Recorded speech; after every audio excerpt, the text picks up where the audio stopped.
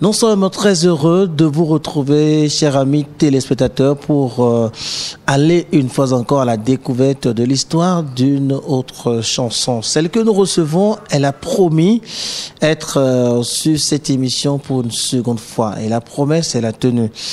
Elle est là pour qu'on parle de cette chanson-là qui, par la suite, est devenue mon coup de cœur. À part mon bouclier, la chanson dont nous voulons parler maintenant, là, c'est devenu mon coup de cœur. Belle chanson parce que il y a une très très belle réalisation. Quand on parle du clip de cette chanson-là, fidèle ami téléspectateur, merci de recevoir avec moi sur ce numéro de coulisses d'un tube, Amtakol. Merci. Vous voyez, j'ai promis, hein. Ah oui. Vous avez tenu votre promesse. Oui, tout merci à fait. Déjà pour merci. ça. Merci vraiment pour la parole de me donnée. recevoir. Avec les losses qu'on voit maintenant, les lunettes, un autre feeling carrément. Oui, vous savez, tout ce que je fais a du sens. Et je ne suis pas Rasta woman, mais j'ai appris quelque chose à propos de mes propres cheveux. Vous voyez, j'ai pas mélangé, hein, c'est mes propres cheveux. Waouh. Et mais ça vous va très bien. Merci. Vous êtes très, cette révélation m'a permis de dire que waouh, Dieu connaît le nombre de cheveux qu'il y a sur ma tête. Alors pourquoi j'ajoute les cheveux des autres alors? Tranquille. Et puis j'ai dit, je garde mes cheveux. J'ai commencé à faire ça. Et super. En tout cas, ça vous va très très bien, bien joli. Nous aimons. Nous qui sommes vos fans. Merci beaucoup. Alors, on est là pour parler de Dounia Nazo. Dounia Nazo. Oui. Dans les coulisses, bon, vous avez dit que c'est en Aoussa. Ça signifie le monde. Nazo, je suis dans le monde, n'est-ce pas? Non, je suis pas dans le monde. Expliquez alors. Dounia, c'est le monde. Oui. Nazo, quand un Aoussa te dit zo, ça veut dire viens. Viens, ok. Donc, je suis venu dans le monde. D'accord. Alors, pourquoi? Parce que la question là, je vous l'ai posée tout à l'heure en off. Pourquoi celle qui chante en Mina a préféré chanter cette fois-ci en Aoussa? Et pourquoi cette thématique surtout? Je suis simplement allée dans mes racines. Ok. Parce que ma mère est une femme Aoussa du Ghana. Super. Et ma mère a fait, tenez-vous bien, 12 enfants. Heureusement, je suis la 12e. Attendez, non, reprenez la partie. Je n'ai pas bien compris. Non, c'est vrai. Il y a des jumeaux dedans? Ma mère a été enceinte 12 fois. Elle a accouché 12 fois. Je suis la 12e. Et je dis heureusement qu'elle est arrivée jusqu'à 12. Sinon, je ne serais pas sur Eden TV maintenant. Donc, c'est l'avantage. C'est oui, ça? Oui. Non, mais c'est... Non, c'est vrai. Et ma mère, c'est une brave femme, une très belle dame. Ah oui. Beaucoup d'énergie. J'en ai pris beaucoup d'elle, d'ailleurs. Et ma maman a fait 12 enfants. Elle est une femme Aoussa du Ghana. Du Ghana. Et elle nous a parlé Aoussa depuis toute petite. Donc, non seulement j'ai chanté en Aoussa, mais je parle couramment Aoussa. Vous parlez couramment Aoussa? Ah oui, vous parlez Aoussa? Non, mais comment on dit regardez vos frères, et bon, regardez dans la caméra pour saluer vos frères en Aoussa. Alors, je vous donne l'occasion de le faire une fois encore. On y va? Senuku de zaman na Geshua ni Amina ni o ama anachira ni Amtakol na Benin actuellement na son Gesheku we waka de muna ina suna shi ni Dounia Nazo amana tamang nkunji waka na kunji mafarinshi. Voilà, merci beaucoup. Ça fait du bien quand on voit sa sœur, sa grande sœur, votre enfant sur une chaîne de télévision et qu'elle parle surtout la langue. Ça rapproche. J'ai commencé ma carrière d'ailleurs avec la chanson Shekelo. Shekelo, Shekelo, Abadonia, Shekelo. Donc c'était en Aoussa en fait. Et c'est l'héritage que maman nous a laissé. Et je suis polyglotte. Et dans les langues que je parle, même si j'ai fait des nombres d'années en Europe, je me rends compte que j'ai pas perdu la langue.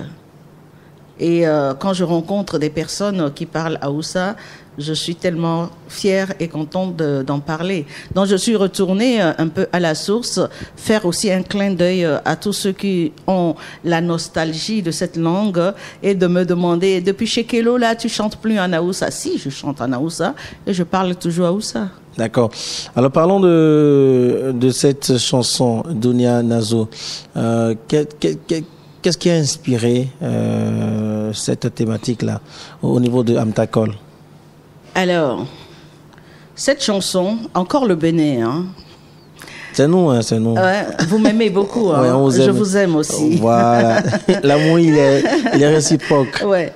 Et donc, toutes les fois où je suis venue tourner les clips et autres, j'ai cet ami qui m'a dit je veux un tube. Est-ce que tu peux nous faire un tube?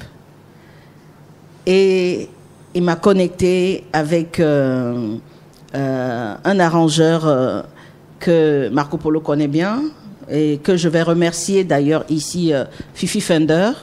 Ah oui. Et donc, il m'a connecté avec Fifi et il a dit à Fifi que nous ne voulons pas autre chose qu'un tube. Et donc, j'ai dit à Fifi, quand j'ai échangé avec Fifi Fender, j'ai dit, voilà mon YouTube, voilà ma voix, fais-moi une tenue qui me ressemble. Et Fifi a proposé, avec des onomatopées, sur le morceau qu'il a, il a concocté. Et quand il me l'a envoyé, mais quelque part dans les onomatopées, j'entends par moments des paroles que je comprends. En Haoussa, je dis, mais ça c'est en Haoussa, ça. Je dis, mais qui t'a dit de me faire une chanson en Haoussa? Il dit non, je cherchais, j'ai regardé ton YouTube, j'ai vu comment un peu, donc comme tu m'as dit de te tailler quelque chose qui te ressemble, j'avais eu comme ça envie de faire quelque chose qui serait proche. Et donc dans cette proposition-là, mais il y avait quelques phrases que je dis non mais si je chante ça, les Haoussa vont me lapider, ça se dit pas comme ça. Et donc j'ai travaillé comme ça un peu à distance, tout ceci aussi coordonné par mes amis de tous les jours et on est descendu au studio avec Marco chez Fifi. On a réécouté les morceaux. J'ai posé une première voix. Et donc, il y a des endroits, des morceaux qu'il fallait réécrire, le mettre en Haoussa, redresser certains endroits. Et agencer. Et puis, j'ai posé une première voix. Mais quand je suis rentrée chez moi, je me dis non, ma voix n'est pas comme ça. Il faut que je m'approprie la chanson. Il faut que je rajoute des choses. Okay. Et en écoutant le morceau, je ne me suis pas forcée à réécrire ou à ajouter quelque chose, mais je l'écoutais tellement en boucle que, voyez, quand on arrive à Yara sunakuka, manya sunakuka, barikuka maraya, maraya barikuka. Et ça signifie quoi? Ça signifie quoi? Ce que vous nous dites. Ce que ça signifie? Oui. Les enfants pleurent, les adultes pleurent. Cesse de pleurer. Orphelin ne pleure pas. Voilà. Yara sunakuka, manya sunakuka, barikuka maraya, maraya barikuka. Tu vois? Et donc, je me suis réveillée un matin, j'ai écouté cela en boucle, et j'entendais cette mélodie qui résonnait en moi. Et rapidement, j'ai pris un papier et j'ai écrit le texte. J'ai pris mon téléphone, j'ai enregistré. Et puis, je me suis dit, quand on échange, on me dit, Amta, tu travailles sur le morceau? J'ai dit, oui, je travaille. J'ai rien travaillé du tout. Je l'ai surtout écouté en boucle, préparer mon cœur, préparer mon intérêt. Et puis, le matin, paf, c'est arrivé comme ça. Et donc, on est descendu, on a travaillé au studio. Marco était au studio avec moi. Toute une équipe qui travaille aussi dans l'ombre avec moi. L'ambiance au studio, c'était comment? Ça s'est passé comment? C'était beau. Est-ce que ils vous ont accompagné à faire la pose de voix? Comment ça s'est passé? Est-ce que on vous a mis les bâtons dans les roues? Jamais. On vous a dérangé? Dites-nous un peu. On veut savoir. Non, déjà l'ambiance était vraiment très très relaxe, avec des grands rires. C'était bon enfant. N'est-ce et pas? L'accueil était voilà. Et on sentait que c'était l'affaire de tout le monde. C'était un no stress en fait. C'était l'affaire de tout le monde. Marco apportait son idée et Fifi apportait, moi j'apportais et c'est un, je vais pas dire que c'est un bébé qu'on a fait ensemble parce que vous allez l'interpréter mal. Non, musicalement parlant, on peut l'interpréter. Mais musicalement parlant, nous avons chacun amené son ingrédient.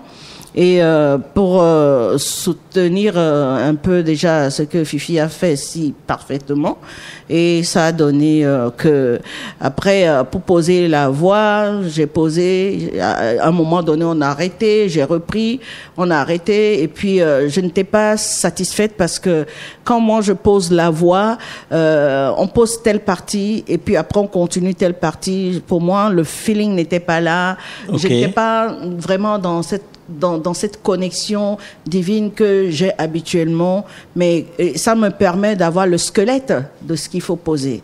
Et donc j'ai pris copie et quand j'ai roulé de Cotonou à Lomé, j'ai écouté en boucle, j'ai passé toute une semaine à l'écouter en boucle, et quand j'ai senti vraiment que le moteur qui est en moi voilà, et puis j'ai appelé Fifi, j'ai dit je reviens poser la voix. Je suis revenu à Cotonou, reposer la voix avant de retourner à Lomé prendre mon vol.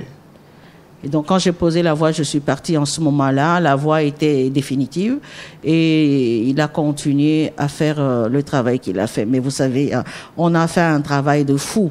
Entre la pose de voix, Marco s'apprêtait déjà pour le clip. Donc quand je suis revenu, j'ai posé la voix, j'ai tourné le clip en même temps. Et j'ai aimé marcher pieds nus dans on a été là où on fabrique du sel là. Comment ça s'appelle encore? Djegwadji. C'est ça, non? Djegwadji, voilà. Oui. On a été là-bas. Vous voyez, là où j'étais dans la grande robe, assise par terre. Et maintenant, est-ce que les idées du tournage étaient déjà claires, définies? Ah non, moi, ça, c'est pas mon problème, c'est Marco. Chacun son métier. Vous faites confiance, hein? Vous faites confiance. Totalement. Ah oui. Totalement. Parce que, au fait, dans tous les clips que Marco a tournés, ce que j'apprécie, c'est pas un caméraman qui vient, qui pose sa caméra sur toi pour tourner une image. Mais j'ai constaté que c'est quelqu'un qui m'étudie aussi. Tout comme Fifi. Fifi m'a étudié. Quand il m'a cousu la robe, il y avait plus de retouches à faire. C'est-à-dire qu'ils savent déjà ce que vous aimez, ce qui peut vous ressembler. Voilà. Donc, je pense que je travaille avec une équipe qui m'étudie et qui savent là où ils vont m'amener, je vais pas dire non. Donc une fois qu'ils m'amènent et que je dis ça c'est mon goût, donc ils le savent déjà. Donc du premier clip jusqu'à Duni Anazo, moi j'ai jamais dit à Marco tourne-moi de telle manière ou de telle manière. Et quand la chanson arrive, Marco va aller même jusqu'au tenue, hein. Vous voyez, dans Duni Anazo, j'ai mis le sarrau et tout ça. Et Marco me dit, tu vas t'habiller en sarrau. J'ai dit, c'est quoi ça? Et il m'a envoyé des photos. Il me dit, j'ai dit, mais je peux trouver ça où? Quand il m'a envoyé, j'ai commencé à contacter quelques personnes qui sont de ces origines-là et qui m'ont montré là où je peux m'en procurer. C'est-à-dire, on ne travaille pas, c'est pas la star Amtakol qui vient, qui impose à son réalisateur ce qu'il faut faire. On est une équipe. On est une équipe et il est le réalisateur. Et moi, quand je sors du studio, j'ai fini ma voix et que je dis tourne-moi, je te fais confiance que tu feras ton travail avec conscience. Et après tout aussi, c'est aussi sa signature. Vous avez tourné le clip pendant combien d'heures, pendant combien de jours? C'est une journée. Une journée. On est parti. C'était pas fatigant? Je suis une Amazone, donc il n'y a pas de souci. Allez, vous êtes parti d'où? Et pour le tournage? Alors, le tournage, on est parti à 9h du matin. Et je suis revenue ici, là où je logeais. Je suis revenue dans mon hôtel, il était pratiquement 20 heures. Toute une journée. Ils vous ont pris la journée? Mais non, c'est que il fallait aussi tourner pour que je puisse retourner au Togo, prendre mon vol. Et parce que je me dis aussi que c'est pas évident de quitter la France et de venir. Donc quand je viens, tout est calé à l'avance. Et on a tourné. Moi, du moment où j'ai fini ma part, je suis partie. Maintenant, Marco, je dis, débrouille-toi avec, tu as tous les éléments, débrouille-toi. Fifi, tu as tous les éléments, débrouille-toi. Donc, ils ont fait leur part, le job aussi. Mais Fifi va m'envoyer le premier master, le mix. Je vais donner mon avis. Je vais dire, telle partie, non, ma voix est comme ci et comme ça. Mais quand c'est fait, je l'écoute et que ça me ressemble, je dis yes. Mais quand c'est pas ça, je dis je pense que ici, et puis j'ai des personnes qui écoutent aussi avec moi. Je dis qu'est-ce que tu en penses? Moi je pense que ici on peut le faire comme ça. La seule personne que je ne demande pas qu'est-ce qu'on fait, c'est Marco. Parce que Marco, quand il finit les tournages, il fait son montage, il choisit les roches. Et je ne suis pas là pour lui dire ça ne me plaît pas, ça ne me plaît pas. Du moment où je lui ai donné carte blanche, mais tellement il le fait bien, mais je lui fais confiance. Après le tournage, quand le clip a été monté, on vous a envoyé le produit fini. Il m'a envoyé vous avez cliqué OK. Ouais. Tranquille. Alors, Dunia Nazo, comme tous les autres clips, Marco n'a jamais fait un clip où je lui ai dit non, j'aime pas ce passage, j'aime pas cette image, je n'ai pas. Mais des fois, il me connaît. Je dis montre pas mes cuisses, montre pas mes seins, montre pas. Ok, d'accord, je vois. Je dis je veux pas qu'on m'insulte, tu vois.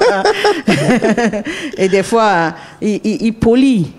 Et quand il polie les clips, je le sens. Je dis, Marco, j'ai mal dans tout mon corps. Tu es en train de polir mon clip. Non, il dit, comment tu sais? Non, je fais totalement confiance. Dieu m'a fait grâce et est en train de me mettre des personnes qui sont aimants, qui sont professionnels et qui sont devenus plus ou moins une famille pour moi au Bénin. Et quand je viens, je suis bien accueillie. Super. Regardez Eden TV qui se déplace pour venir à ma rencontre. N'est-ce pas que c'est grand, ça? Oui, c'est grand. Je vous suis reconnaissant. Merci. Et merci de le reconnaître parce que la reconnaissance, c'est aussi une qualité.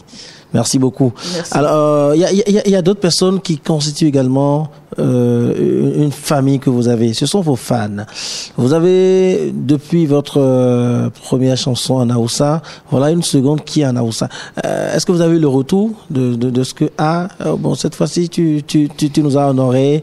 Merci beaucoup. Est-ce que vous avez eu ce retour-là? Il suffit d'aller voir le clip Dunia Nazo sur ma chaîne YouTube et d'aller lire les commentaires. Ouais, moi, je suis sidérée quand j'entends des choses comme ça qui se déposent en bas du clip. Est-ce que ça vous a fait plaisir quand vous avez lu les commentaires là? Énormément. Et je les remercie d'ailleurs. Et non seulement ça me fait plaisir, ça me rappelle aussi tout ce que je porte encore sur mon épaule. Et ça me rappelle aussi que je dois continuer de persévérer, de travailler parce que les personnes attendent encore beaucoup de moi. Ah oui. Et j'ai beaucoup encore à donner. Merci beaucoup pour tout ce que vous faites pour vos fans. D'accord. Merci d'avoir accepté cette mission divine parce qu'il y en a qui n'acceptent pas ça. Mais vous l'avez accepté. Alors, j'ai tellement du plaisir à vous écouter que le temps passe très vite. Malheureusement, la télé, c'est le temps.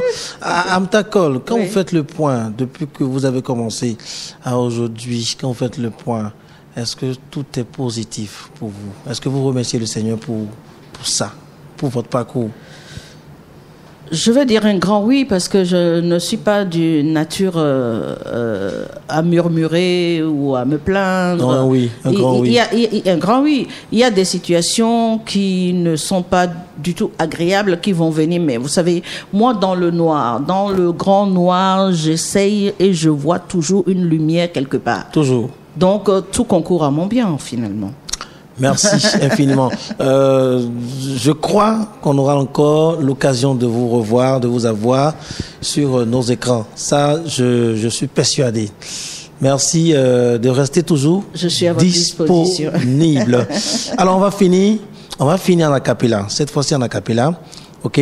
Je vais remercier rapidement toute l'équipe. Merci à Marco Polo, grâce à qui on a tout fait pour mettre la main sur vous une seconde fois. Merci à Martin Toïsset, merci à Alain Alou, sans oublier Fabrice Nyankoti. Alors, vous avez conclu comme ça. D'accord. Dites merci aux téléspectateurs. Merci, je vous aime. Je vous envoie des beaux cœurs. La vie est toujours scellée dans les défis. N'aie pas peur, tu l'affrontes avec courage. Partir de rien, tu te retrouves au sommet. Tant qu'il y a la vie, tout est encore possible. Je respire encore, alléluia. Pourquoi je vais toujours me plaindre? Rien n'est jamais fini, demain sera meilleur.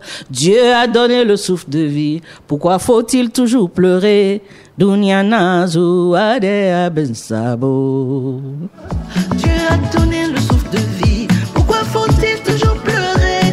Dunia nazu ade abensabo.